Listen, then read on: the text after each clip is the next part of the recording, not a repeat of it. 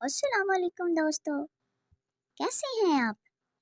میں ہوں عمر اور میں ہوں فاطمہ۔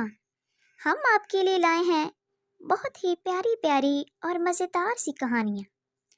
تو کہانیاں دیکھنے کے لیے ہمارے چینل کو سبسکرائب کریں اور ہماری ویڈیو کو لائک کریں۔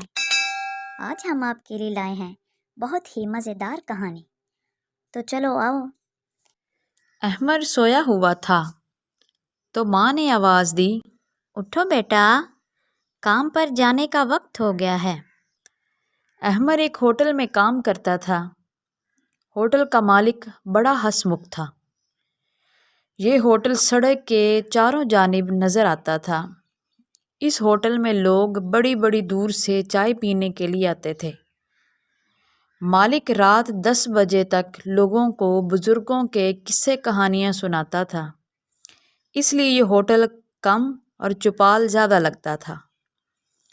احمر کو سارا دن کبھی گاہکوں کی تو کبھی مالک کی جلی کٹی سننی پڑتی تھی۔ احمر 10 برس کا تھا جب اس نے کام شروع کیا، اب اسے 15 برس ہو گئے تھے۔ ایک دن رمضان سے پہلے ہوٹل کے مالک نے احمر کو کہا، کل سے اپنا ہوٹل بند ہو چکا ہے، تم کوئی مہینے بھر کے لیے دوسرا کام تلاش کر لو۔ یہ بات سن کر احمر بہت پریشان ہوا۔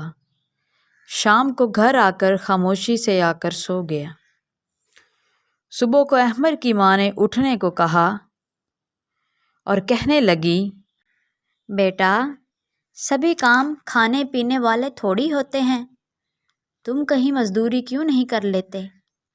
ماں کی یہ بات سن کر احمر کی کچھ پریشانی کم ہوئی۔ پھر وہ مزدوری کے لیے مزدوروں کے اڈے میں کھڑا ہو گیا۔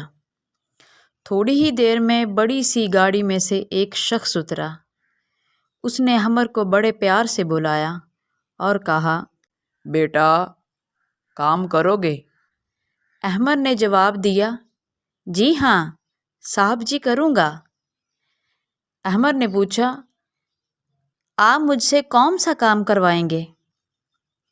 شخص بولا، میرے اسکول کی دیوار ٹوٹ گئی ہے، مجھے مزدوری کی ضرورت ہے، تم وہاں مزدوری کرو گے؟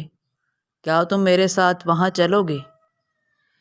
احمر نے جب اسکول کا نام سنا تو بہت خوش ہوا اور اس شخص کے ساتھ چل پڑا۔ اس نے 2-4 روز اسکول میں کام کیا۔ جب کام ختم ہوا تو اسکول کے ہیڈ ماسٹر نے احمر کو بلایا اور مزدوری کے پیسے دیے۔ ساتھ یہ بھی کہا، بیٹا، ہمارے اسکول کا چوکیدار بیمار ہو گیا ہے اور وہ اسکول چھوڑ گیا ہے، اگر تم چاہو تو ہمارے پاس چوکیدار کی نوکری کر سکتے ہو۔ احمر کے لیے اس سے بڑی خوشی کی بات اور کیا ہو سکتی تھی، کیونکہ اسے پڑھنے لکھنے اور اسکول جانے کا بہت شوق تھا۔ اسی طرح احمر اسکول میں کام کرنے لگا۔ پھر ایک دن احمر نے اسکول کے ٹیچر سے کہا، سر جی، چھٹی کے بعد جب آپ دوسرے بچوں کو ٹیوشن پڑھاتے ہیں تو کیا آپ مجھے بھی پڑھائیں گے؟ ٹیچر یہ بات سن کر بہت خوش ہوا اور کہنے لگا، بیٹا، تم پڑھ سکتے ہو، تمہاری عمر ہی کیا ہے، تم بہت آگے جا سکتے ہو۔ اسی طرح احمر کا تعلیمی دور کا آغاز ہو گیا۔ اسکول کی یہ نوکری احمر کے لیے کامیاب ثابت ہوئی۔ وقت گزرتا چلا گیا اور احمر پڑھتا چلا گیا۔ احمر کو 12 سال اسی اسکول میں بیت گئے۔ کوئی نہیں جانتا تھا کہ احمر نے پرائیویٹ اکیڈمیوں میں پڑھ کر گریجویشن کر لیا ہے۔ اب احمر ایک خاص دن کا انتظار کر رہا تھا۔ آخر یہ دن آ ہی گیا۔ ہیڈ ماسٹر نے احمر کو اخبار لانے کا کہا۔ احمر کو بچپن ہی میں اخبار پڑھنے کا بہت شوق تھا۔